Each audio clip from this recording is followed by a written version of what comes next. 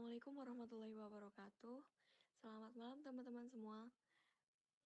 Malam ini kita akan membahas tentang studi kasus mengenai pekerja bulu mata palsu di Purbalingga yang diambang PHK besar-besaran.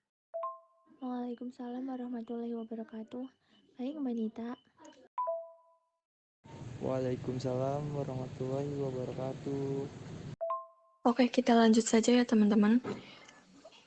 Seperti yang sudah kita ketahui di judul pembahasan studi kasus malam ini, di Purbalingga sendiri, kita sedang menghadapi PHK besar-besaran. Nah, ini terjadi karena imbas dari persaingan sengit dengan produsen dari Cina. Nah, teman-teman sendiri ada yang bisa menjelaskan bagaimana kondisi dari beberapa perusahaan bulu mata yang di Purbalingga untuk saat ini? Untuk kondisi perusahaan di Purbalingga, kurangnya karyawan, imbasnya yaitu pemutusan hubungan kerja atau PHK, di mana 600 pekerja salah satu pabrik kehilangan pekerjaannya. Ini disebabkan produksi bulu mata di Cina lebih banyak, di mana produktivitas kerja Cina 9 kali lebih tinggi daripada Purbalingga. Mau tidak mau, perusahaan mengurangi karyawan agar usahanya tetap berjalan. Menurut saya ya Mbak, berdasarkan dari artikel-artikel yang saya temui di internet dan berdasarkan informasi yang saya dapat, perusahaan-perusahaan bulu mata di Purbalingga itu mengalami penurunan produksi dikarenakan adanya persaingan ketat dengan produsen bulu mata dari Cina. Jadi pasar sekarang beralih membeli produk-produknya ke perusahaan Cina. Itu dikarenakan produk dari sana bulu matanya itu memiliki kualitas yang bagus. Selain itu juga harganya murah dibandingkan dengan bulu mata yang diproduksi di Purbalingga. Kemudian di sana juga kapasitas atau produktivitasnya sangat bagus dan sangat baik, bisa mencapai jumlah kapasitas yang sangat banyak dibandingkan dengan perusahaan yang ada di Purbalingga begitu. Jadi otomatis pasar akan lebih memilih produk yang berasal dari Cina itu, sehingga karena hal itu, oleh karena itu perusahaan-perusahaan bulu mata yang ada di Purbalingga mengalami penurunan produksi yang biasanya rata-rata produksi per bulan itu sampai 1,3 juta buah. Namun saat ini atau karena adanya persaingan ini menurun tajam hingga 30%. Oleh karena itu, mau tidak mau perusahaan harus bertindak untuk mengatasi hal ini agar perusahaan itu tetap mampu berdiri dan tidak sampai pilot. Jadi perusahaan itu melakukan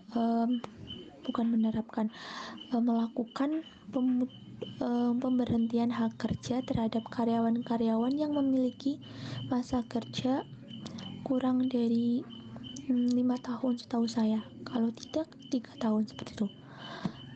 Dan juga karyawan-karyawan yang memiliki masalah di perusahaan seperti itu. Oke, jadi di sini poin pentingnya terjadinya PHK besar-besaran itu karena ada persaingan antara Korea Selatan dengan Cina ya. Nah, terus untuk selanjutnya, sebab terjadinya PHK di Purbalingga itu secara global menurut teman-teman itu bagaimana? Kenapa terjadi PHK di Purbalingga? Nah, untuk selain karena persaingan antara Korea Selatan dan Cina, mungkin ada beberapa faktor juga yang jadi penyebab kenapa PHK itu terjadi. Mungkin teman-teman bisa menjelaskannya? Oke, PHK sendiri itu kan artinya pengakhiran hubungan kerja karena suatu hal tertentu yang mengakibatkan berakhirnya hak dan kewajiban antara pekerja atau buruh dengan pengusaha ya. Jadi perusahaan mem-PHK karyawan itu bukan tanpa sebab, pasti ada sebab-sebab yang membuat perusahaan melakukan hal demikian. Itu pun karena alasan yang sangat kuat, bukan karena sengaja ataupun karena kepentingan pribadi.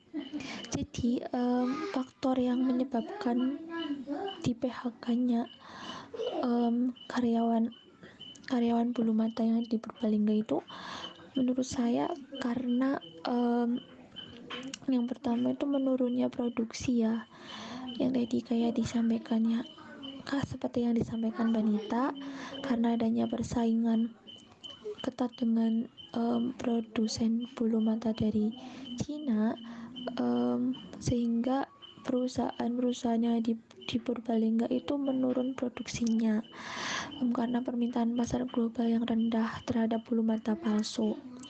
Kemudian tuh adanya karena ketidaksanggupan perusahaan dalam memberi upah atau gaji atau kompensasi, otomatis dengan menurunnya produksi juga menyebabkan menurunnya income perusahaan juga, dan terjadilah ketidaksanggupan atau ketidakmampuan perusahaan dalam memenuhi kompensasinya karyawan gitu. Oke, jadi menurut Mbak Erna ya, faktornya itu karena persaingan, jadi produksinya menurun, menyebabkan pendapatannya itu berkurang ya, sehingga PHK itu terjadi. Kalau menurut pendapat yang lain, ada lagi? Ya, menurut saya pendapat Mbak Erna itu sudah lebih dari cukup karena menurunnya suatu permintaan barang sehingga sangat mempengaruhi perusahaan. Oke, kita lanjut ya. Tadi dari faktor yang menyebabkan PHK kan sudah dijelaskan ya. Nah, di situ ada poin menurunnya produksi. Nah, faktor yang menyebabkan penurunan produksi itu menurut teman-teman apa saja? Jadi faktor yang menyebabkan menurunnya tingkat produksi bulu mata di Purbalingga itu sudah disinggung tadi ya, di faktor penyebab terjadinya PHK seperti adanya persaingan global dengan produsen dari Cina. Kemudian saya tambahkan lagi faktornya yaitu teknologi yang masih rendah, karena teknologi mempunyai peran yang sangat penting terhadap produktivitas. Jadi sebuah perusahaan yang memiliki teknologi canggih pasti memiliki tingkat produktivitas yang tinggi. Karena pentingnya teknologi dalam memproduksi barang serta mengoperasikan sesuatu dengan efektif dan efisien. Rendahnya teknologi terkadang menjadikan terhambatnya suatu produktivitas yang ada, sehingga pentingnya suatu perusahaan untuk meningkatkan kinerja dengan memanfaatkan kecanggihan teknologi dan manajemen yang baik.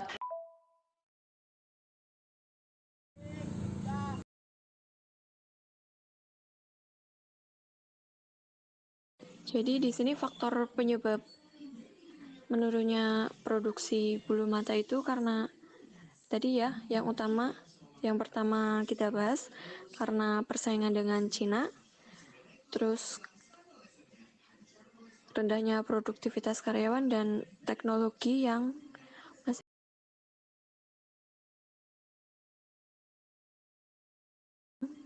masih rendah ya. Yang lain ada yang mau ditambahkan? Oke, kita lanjut ya teman-teman. Tadi kita sudah bahas faktor kenapa terjadinya PHK serta kenapa terjadi penurunan produksi. Nah, sekarang kita lanjut ya. bahas tentang kontrak kerja bagi pegawai yang tidak tetap. Nah, ada yang bisa jelasin nggak maksud dari kontrak kerja bagi pegawai tidak tetap itu seperti apa? Oke, jadi untuk karyawan yang tidak tetap atau karyawan kontrak dalam hal pemutusan kerja itu tetap mendapatkan hak atau pesangon. Apa saja yang harus diberikan perusahaan terhadap karyawan kontrak tersebut jika terjadi PHK itu seperti memberikan pesangon atau uang penghargaan atau yang biasa disebut UPMK sejumlah upah tiap per bulan dengan menyesuaikan masa kerja. Di sini ada perhitungannya seperti karyawan kontrak tetapi dalam bekerja masih kurang dari 1 tahun dia mengalami PHK, dia akan mendapatkan uang pesangon sejumlah 1 bulan upah. Kemudian karyawan yang 1 tahun atau kurang dari 2 tahun dia akan mendapatkan 2 bulan upah. Terus karyawan yang masa kerjanya 3 tahun sampai 4 tahun itu 4 bulan upah, begitupun seterusnya sesuai dengan lamanya kontrak karyawan tersebut, seperti itu. Dan untuk masa kerja karyawan yang mendapatkan UPMK itu yang lebih dari 4 tahun, jadi yang 4 tahun ke atas itu baru mendapatkan UPMK. UPMK yaitu uang penghargaan masa kerja. Jadi yang masih di bawah itu hanya mendapatkan uang pesangon saja. UPMK itu sejumlah dengan 2 bulan upah atau 3 bulan upah, seperti itu.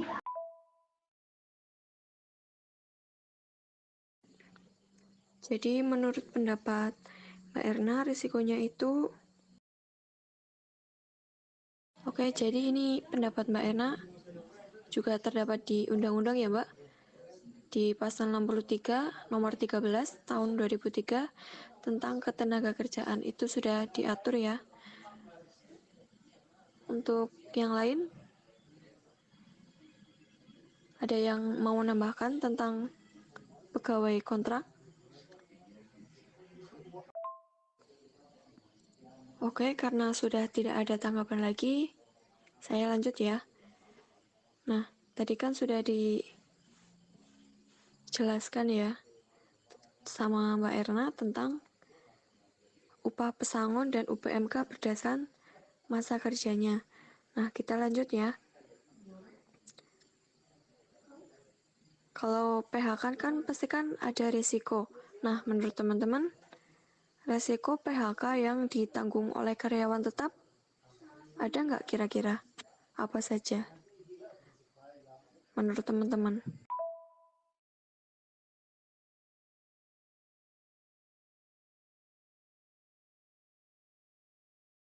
Oke, menurut info-info yang saya dapat, karena saya sendiri bekerja di perusahaan asing milik orang Korea, yaitu perusahaan PT Yupsung Indonesia.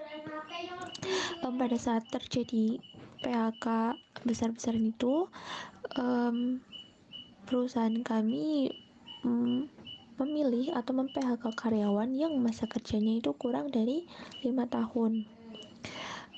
Karena pada saat itu perusahaan dituntut untuk mem-PHK karyawan, tetapi dengan kondisi keuangan yang sedang tidak sehat. Jadi misal kalau karyawan yang masa kerjanya sudah lama, tahunan, maka uang pesangon yang akan diberikan perusahaan kepada karyawan tuh akan sangat banyak. Oleh karena itu perusahaan mem-PHK karyawan yang masa kerjanya masih sedikit agar uang pesangon yang akan perusahaan keluarkan itu sedikit, karena mengingat dengan kondisi keuangan yang sedang tidak sehat seperti itu. Jadi menurut pendapat Mbak Erna, risikonya itu lebih memilih karyawan yang di bawah 5 tahun masa kerjanya, karena untuk lebih meminimalisir pengeluaran perusahaan untuk memberikan pesangon kepada karyawan yang terkena PHK. Yang lain ada lagi? Oke, karena sudah tidak ada lagi ya teman-teman, ada sedikit yang akan saya tambahkan, yaitu tentang pengaruh adanya penanaman modal asing di Purbalingga. Seperti yang sudah kita ketahui, kerjasama bisa terdiri dari kerjasama nasional, regional, maupun internasional. Nah, ini sudah terjadi di ASEAN. Untuk meningkatkan ekonomi, kita melakukan kerjasama dengan beberapa negara, seperti yang terjadi di Purbalingga dengan Korea Selatan, yaitu direalisasikan dalam bentuk ekspor, impor, dan investasi daerah melalui usaha bulu mata palsu. Nah, kerjasama di sini pasti memiliki tujuan dari kedua belah pihak. Nah, tujuannya itu salah satunya untuk mengurangi kemiskinan dan pengangguran di Kabupaten Purbalingga. Nah, untuk tujuan dari pihak Korea Selatan untuk mendapatkan tempat relokasi perusahaan dan mendapatkan upah tenaga kerja yang murah serta mendapatkan keuntungan yang banyak. Nah, jadi di sini kerjasama itu untuk mendapatkan keuntungan masing-masing, maka dilakukanlah kerjasama. Nah, selain itu juga ada dampak positif dan negatif dari penanam modal asing ini di Purbalingga. Di antaranya yang positif itu seperti masuknya modal baru untuk pembangunan, menambah devisa negara, berdirinya perusahaan, sehingga kita mendapat pemasukan untuk daerah. Setelah itu juga terjadinya penyerapan tenaga kerja. Kita juga mendapat pengalaman di bidang teknologi, manajemen kita yang semakin membaik, juga kita berpengalaman dalam bidang ekspor dan impor dalam internasional. Terus juga kita bisa menciptakan permintaan produk dalam negeri sebagai bahan baku. Itu untuk beberapa pengaruh positifnya. Untuk pengaruh negatifnya, seperti eksploitasi yang berlebihan karena perusahaan asing jadi dikelola oleh pihak asing. Jadi kita untuk kebijakannya sesuai dengan kemauan perusahaan asing tersebut. Terus untuk manajemen keuangan juga kita tidak tahu karena cenderung tertutup. Jadi kita tidak bisa mengetahui keuangan kondisi perusahaan tersebut apakah sedang sehat atau tidak sehat. Selain itu juga memberikan dampak pengaruh terhadap lingkungan sosial di sekitar perusahaan. Selain itu juga bagi hasil atau produk sharing yang kurang sesuai karena tidak sebanding, juga ada beberapa kerusakan mungkin, terus adanya diskriminasi pendapatan antara pegawai lokal dengan pegawai asing. Pasar lokal juga akan dikuasai perusahaan asing, sehingga persaingan produk dalam negeri dikhawatirkan tidak mampu bersaing dengan produk asing dan akan kehilangan produk lokal. Jadi untuk diskusi malam hari ini bisa disimpulkan, yang pertama yaitu faktor penyebab terjadinya PHK di Purbalingga karena menurunnya produksi, persaingan pasar global, dan ketidaksanggupan perusahaan dalam memberi kompensasi. Selain itu, terjadinya juga penurunan produksi karena pasar global yang dikuasai oleh Cina, masih rendahnya tingkat produktivitas karyawan, dan teknologi yang masih rendah. Selain itu juga tentang kontrak pekerja yang diatur dalam Undang-Undang Nomor 13 Tahun 2003 tentang Ketenagakerjaan, yaitu yang berisi tentang perusahaan harus memberikan pesangon atau uang penghargaan masa kerja sejumlah upah tiap per bulan dengan menyesuaikan masa kerja. Untuk poin selanjutnya yaitu disimpulkan bahwa dalam melakukan pemutusan hubungan kerja terhadap karyawan, perusahaan memilih karyawan yang